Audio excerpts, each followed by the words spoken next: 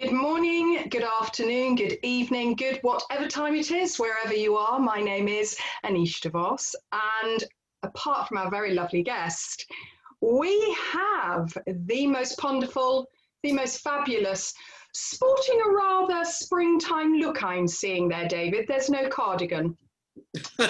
No, it's a little bit warmer today, isn't it? It's a little bit warmer. It is a little bit warmer. So the UK has got well, it wasn't warm this morning. There was gales and winds and rain, but it has got a little warmer this evening. So I'm glowing effervescently from the light as usual. But enough of David and I. We are going to behave ourselves a little better this week because we have an amazing guest. And our amazing guest is Dr. Nicki Steinberger, somebody who gosh, do I admire her. So many reasons why I admire her. But before that, Nicki is a health psychology coach, speaker, and author.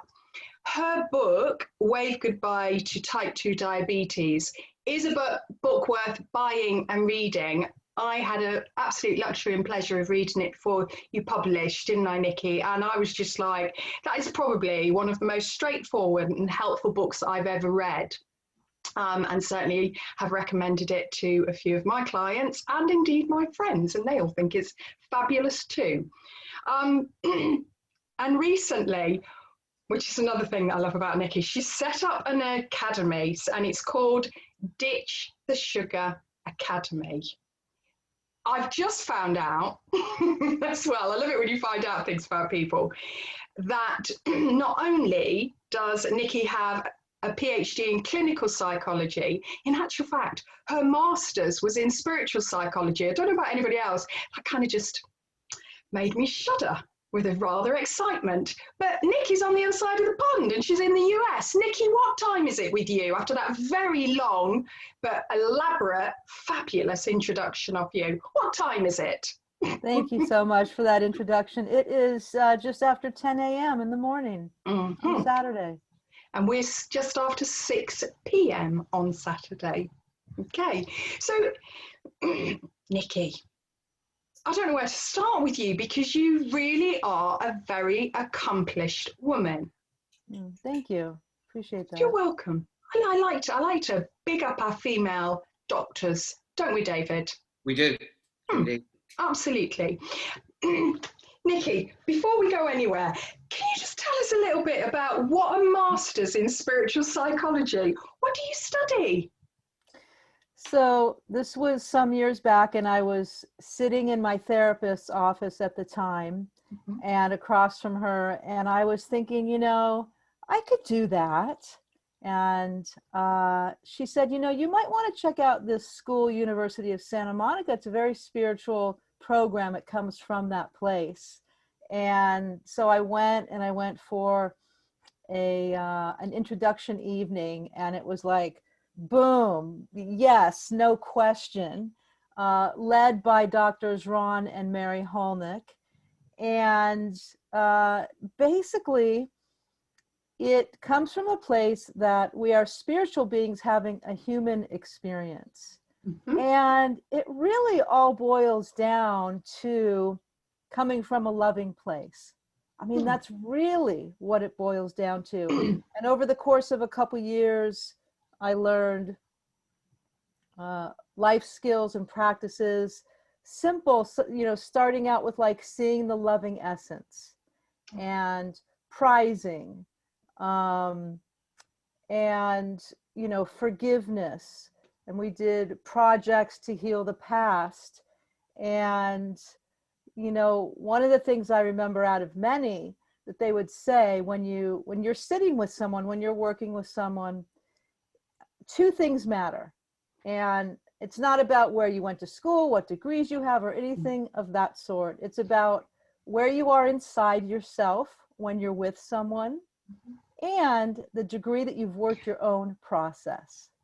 And that's a lot of what my time at USM was. We would sit in trios, and there would be a counselor, a recipient, and a witness, and we would go through these practices and have very moving experiences. So it was for sure a life-changing experience and a big root of my work, or really any communication with anyone.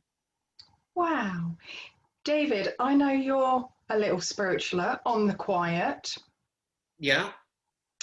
Is there anything that you would like to add in there? No, it sounds very much like person-centered training that I did, but obviously it's much more spiritually inclined. But triads are familiar to me. You know, the client, counsellor, witness, or I guess we'd refer to it as an adjudicator within the triad, and changing places. And yeah, it was certainly a way of getting in touch with myself for me. Sounds absolutely fascinating. Yeah. It sounds familiar, but obviously it was the beginning of something for you, Nicki. Yeah, it really did open doors. And, you know, there's also more than meets the eye. It was a class of about 300. And Wow. one of the places that it really allowed me to push through, being an introvert, was when it came time to break for lunch. And there's all these people, and people in little groups, and boy, did I come face to face with, okay, you know, who do I ask to go to lunch with? What group do I join in with? Is it okay for me to be alone? And, you know, all the stuff like from grade school kind of came back. So it was a big deal. I'm very grateful for going through that program. And do you think that was part, because you alluded, didn't you, to how, you know, where you are in your own process? Do you think then that even just, I mean, I'm like thinking 300 in a class, I'm like, whoa! I mean, that literally would be my worst nightmare. I really hear that with you. Despite my very chatty nature, I prefer an introverted lifestyle. So do you think that you didn't just grow from what you learned on the course, you grew from how you experienced it as well? Very much so, if not more, very much so. I mean, that was the most difficult part for me. Even just arriving, you know, when everyone starts arriving and it's very exciting, but there's, you know, a lot of people standing around, and chit-chatting, parties was never my strong suit, you know, so it definitely brought up anxiety, you know, but it was well worth it. Sounds it. So I just had to ask you about that, because I just think it's that, you know, when you kind of think, God, I wish I'd done that as my master's, or that would have been good. You could redo your master's a million times, couldn't you? Because there's always something that comes along that you think, gosh, that's exciting. That's true. How then did you get to write a book about goodbye to type 2 diabetes? How did you get to that? Well, when I was 45, I was diagnosed with type 2 diabetes. So that shifted gears for me. Mm-hmm. I went to attempt to reverse that on my own, holistically, naturally, because I've never been a big proponent of taking, you know, a lot of medication if not needed. And I was quite frightened, you know, literally. And I had been studying nutrition and, you know, metaphysics and all these kinds of things since I was a teenager. So I was already on that field. Didn't take any, you know, arm pulling. And I went ahead and created a sort of program at the time for myself to do that. And I tested a year later, and I had significantly reversed the diabetes. So I had at that moment an aha. Yeah. And I really decided to switch gears from going toward psychotherapy, which quite honestly, I was feeling burnt out about. I did all my hours required at USM, and it was just a calling, you know. And so I thought, well, I can help other people. And I started leading workshops in the San Francisco Bay Area. And with all my, you know, little writings and notes and workshop and blog posts. It was just a natural progression to turn a lot of that into the book and to expand on it. And, you know, it's sometimes once we get that notion, you know, we have to follow through. So that's what I did. And I remember at the time, you know, because it was over a few years, the latter part of it, I was living in Oregon and there was snow and I was looking out the window from my desk and got that surge and was able to complete it. So that's the story on the book. Fantastic. But that book is, you know, when I read it, one thing that I found in it was, you know, not only is there this weird, what I love is, one of us, what our strapline is, you know, no, you know, jargon type thing, just kind of straight talking.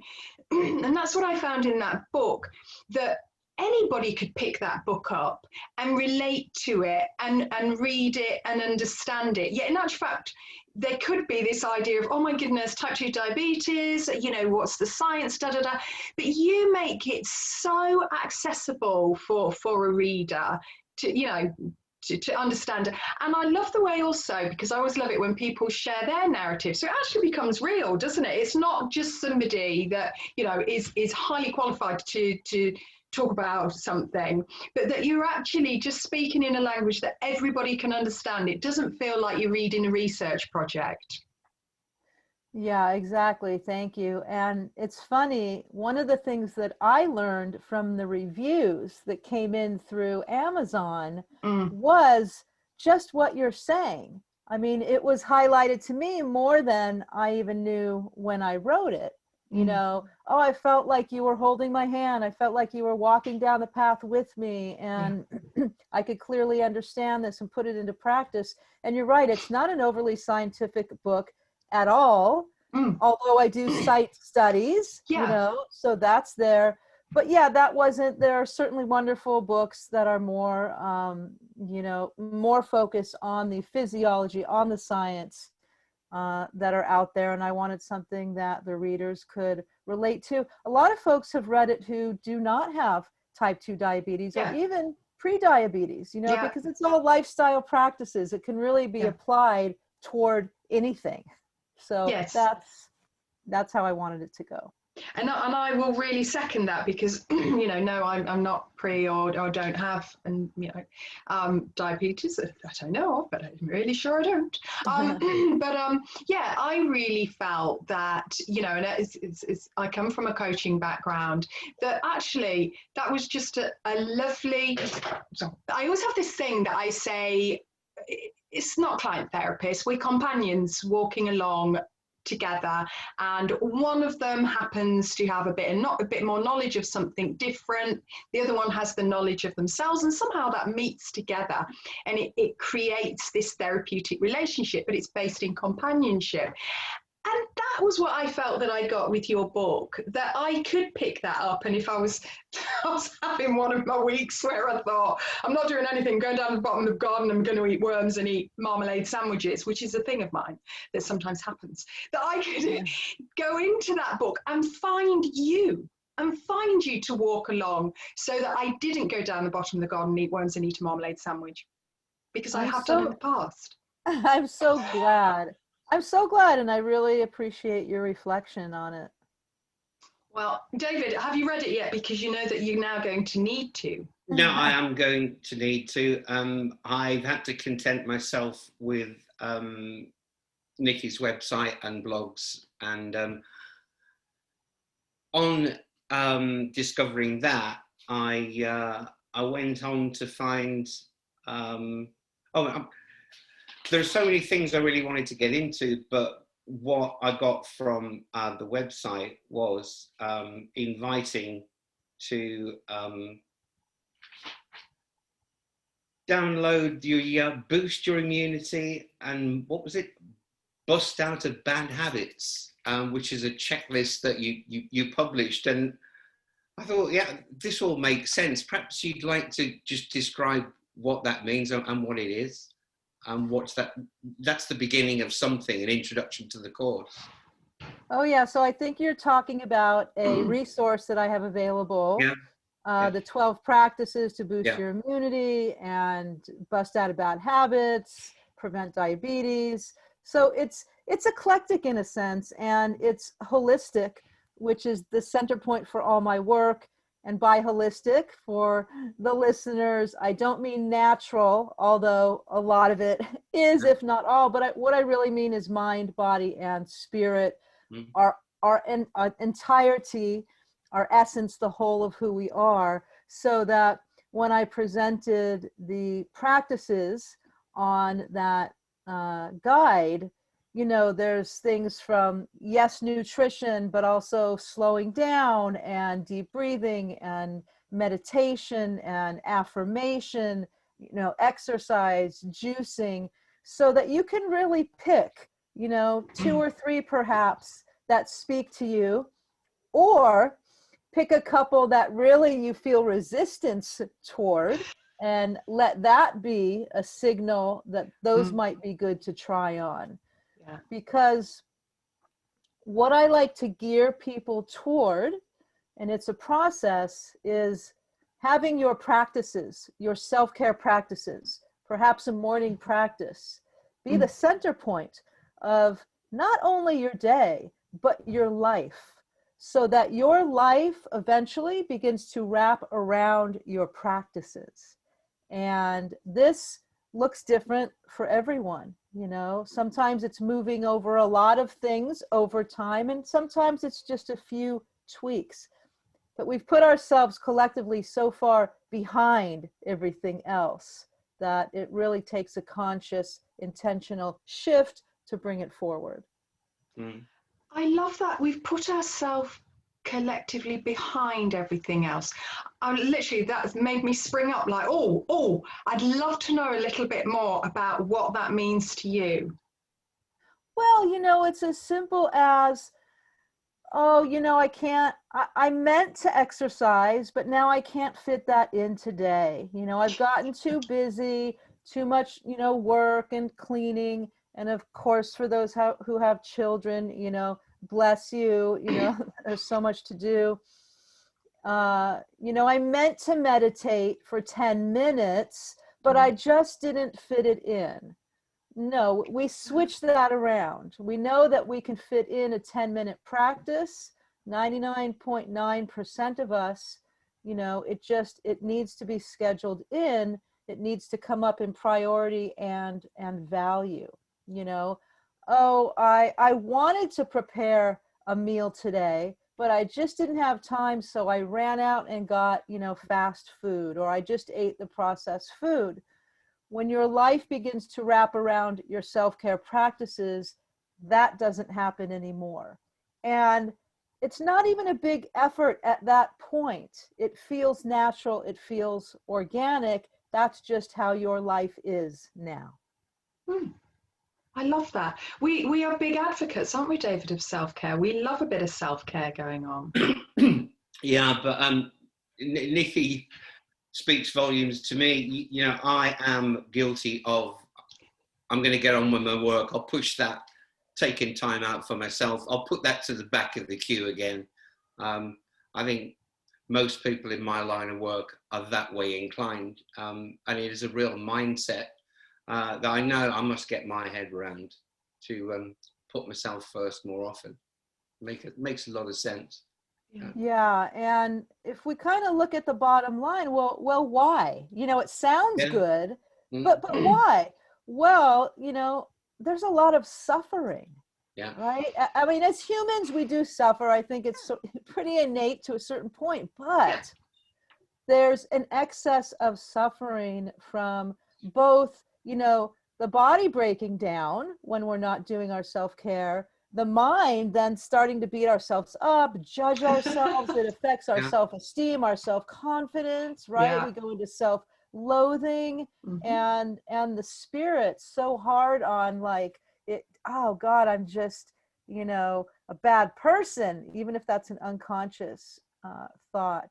So on the flip side, we can have greater joy, health, feelings about our bodies, you know, and better energy, you know, physically and Yeah. and mentally, where we clear out the cobwebs, the brain fog, you know, to have more mental clarity. And when that's all happening, life is just more fun. You know, it's more doable. So why not? I mean, we're here, right?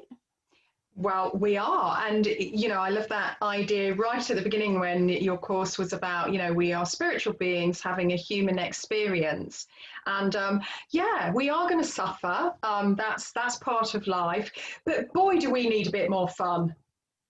We really do need a bit more fun. So, yeah, if you can, I like that. I like that. Wrap ourselves around our self care instead of. I think my view of self care is right. I've got to do it. Yeah, I'm aware, and I'm okay at doing it. Okay, I'm okay at doing it, but I hadn't considered about wrapping myself around it. I'm kind of embracing it as we speak, people, but I kind of really like that. I'm going to wrap myself around it. How Yes, lovely. and thank you. And yes, wrapping your life around it. Absolutely. Yeah. And it sounds Absolutely. big. It sounds big and huge, but really once you get into it, it becomes organic. You know, you can still do all the things that you do, but you know, it might sit differently. Absolutely. Nicki, I mean, God, literally, it's one of these chats, isn't it, David? We're both going to say, God, I could sit there talking all day. But how did you then get to creating this Ditch the Sugar Academy? And I'm going to let you into a secret. I have a Dutch grandpa who is way deceased even before I was born, and him and his family literally managed a sugar factory, okay, for a big sugar distributor in the UK. And I often think when I'm like, no, I don't have that sugar, no, and da-da-da, and I read this, I read your stuff, and blah, blah, blah, and I'm quite anti processed sugar. And I kind of think he literally would be turning in his grave and like, you are not a De Vos. So my little rebellious part is like, oh, let me know. That's funny. That's funny. That's great. Great. Well, you know, I'm a big proponent of following my intuition, and I support my clients and, you know, everyone around me to do that and to learn how to do that. And what happened was a year ago, almost a year ago exact, I went to sleep. And I don't know if you've had these experiences, but then I was popped up and I started getting these messages, not psychic messages, just more intuition, you know. Yeah. And at that time, I was like getting into some food that wasn't mine. I would call it binging, you know, and I just got the message, okay, you need to do like get abstinent, you know, for a while. And okay. And then it came to me, hey, why not invite other people in to do this with you? And then the notes started coming and it was like 7 days. It was Ditch the Sugar with Dr. Nicki, 7 days of abstinence and freedom. Yeah. Right. And it was like, well, I don't want to call it a challenge because I kind of don't like, let me call it an opportunity.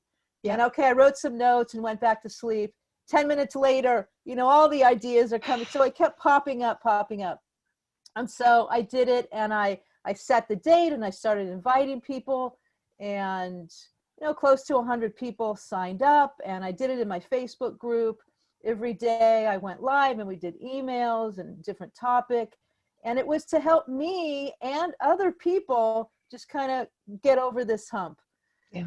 So what came from that was, well, at the end, I should offer something and let me make it relevant. And so how about a group coaching, Ditch the Sugar group coaching? That seems very relevant and someplace to, you know, take people. And so we did that. And then that morphed into, well, what next? And I had thought years ago about doing a membership. And I wrote notes somewhere. I got to find that little piece of paper. I literally looked high and low. I eventually did find it and used a couple of things on it. but mostly, you know, it was created new. And it made sense to me. This is a lifelong journey. So rather than a course per se, where you go through it and then there's an end, I really wanted to support people long term. And so it came to me to do Ditch the Sugar Academy, which is a membership site. And we opened, I want to say about 8 weeks ago, to founding members. So I'm working right now with a group of founding members and nurturing them and allowing the membership to grow and evolve and expand. And I'll be reopening doors in probably about 6 weeks worldwide, doing an official launch.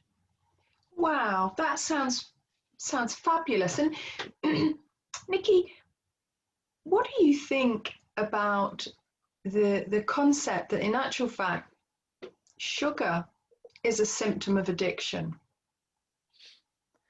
Oh, I mean, yeah, I mean, the bottom line really that we're dealing with here is sugar addiction and compulsive eating. Mm-hmm. So we could really substitute any substance and work the same process. Yeah. You know, this one happens to be sugar, and I would add, you know, processed carbohydrates, because carbohydrates are simply units of sugar. Yeah. So, and really, you know, ditch the sugar, and the nutrition, the eating aspect of it is the door in. Yeah. So there are people that aren't struggling so much with sugar, but they want to, you know, create better practices in their lives. And we take a real deep cut because we work mindset a lot. Okay. David, what do you think? I just think it sounds absolutely fabulous, and something that people can really reach out to. And because Nicki shares her own story so well, I always think there's something to be said for that. What do you think, David? Yeah, I'm all for the experiential side of learning and being taught and teaching. And I quite like, on the subject of carbs, I quite like the way Nicki coined the phrase uncontrolled carboholic. I mean, that sort of hit me between the eyes. And I've been struggling the last few weeks to ditch all the carbs I could. And it does take some effort at first, but that's one thing I'm doing for myself. Yeah. Yeah. And there's no one size fits all, you know, and we're not necessarily meant to remove 100%, you know, of carbohydrates. You really have to find what works for you. And it's so helpful to do it with a group of people, to have support, to have accountability and some guidance, because there's so much information out there. We can get overwhelmed very quickly. Yeah, because there's so much said about eating, isn't there? And whenever, you know, it's not my area. I don't work with people who struggle with eating. I you know, it's not something that I do. I've got lots of lovely friends that do, and I refer them through, because you can't not eat. Very true. And you know, so I just think it needs some sensitivity and specialism, and that doesn't mean an academic specialism. You know, of course, you know, but it needs. I do think it needs a real companionship between people that have heard and have experienced each other's stories, as you know, from their individual place, because we are awash, aren't we, you know, in the marketing world, with how we are meant to eat. And what I'm hearing from you, Nicki, is that in actual fact, is there something that you take people back to, that intuition? Because in actual fact, we weren't born with diet books. And if we go back before, you know, the marketing machine that David and I were talking about recently, you know, people actually were able to to consider and go from that intuitive stance, weren't they, on what is, you know, what is okay for them, what's not. So am I hearing from you, Nicki, that holistic way of going back to what we know almost as well, what we truly do innately know? Yeah, and you know, that can take some time. Yeah. If you're not practiced or familiar in, you know, your intuition and even receiving the cues from your body. So one thing that's helpful is to go back to what your ancestors, what all our ancestors, how they ate, how they moved. Yes. You know, and we might call this paleo. We see some keto in there. Yeah. But, you know, and you could really make it as simple as eat whole foods. Yeah. Unprocessed whole foods, and don't stuff yourself, and don't eat too much sugar. They didn't have processed sugar. No. You know, and move your body throughout the day, and you're going to be pretty good. But we've exceeded that to such large extent that now, like you're saying, yeah, we're looking in books, we're reading blogs, we're listening to podcasts. Yeah. So yeah, you really, you know, and it's like pick a path, pick one path, perhaps one teacher or guide, and stick with it, you know, because it's like, well, I have 10 things here, you know, and it's literally too overwhelming. Yeah. There. Yes, this overwhelm that David and I were discussing in our last show is very, gosh, it's a huge thing. I don't know, Nicki, I have found you as I have for, I don't know, I think I've known of you, read your stuff, communicated with you. I don't know what, 4 or 5 years, and I you know, I find you quite inspirational. I really do, and you know what you're on about. So you know, I think that's a good advocate. You know what you're on about, and you've experienced it as well. And I suppose I just want to say a really big thank you to you, David. Would you like to ask anything, or where do you want to go with? Because David is our ender. Well, what do you want to do, David? I just want to end with something else that, if you like, it's a couple of Nicki's bylines, if you like, and you know, what we're talking about is intuitive-driven healthcare rather than industry-driven healthcare, and that resonated with me. We come up and I guess critique a lot of the way the direction we're going in medicalizing everything, including our emotions, and how it is how we medicalize normal reactions. That really resonates with me, Nicki, and I just want to say thank you so much. There's a few things here I have to adopt for myself, and I hope everybody watching has it's woken something up in them too, I hope. So thank you from the bottom of my heart. That's very much You're welcome. You're welcome. Thank you. No, thank you for joining us. And yeah, all Nicki's resources will be down below as usual. Like Nicki says, go have a look, find one person and kind of go with that and see how that goes for you. Yes, try it on. Thank you. Thank you. Bye. Thank you.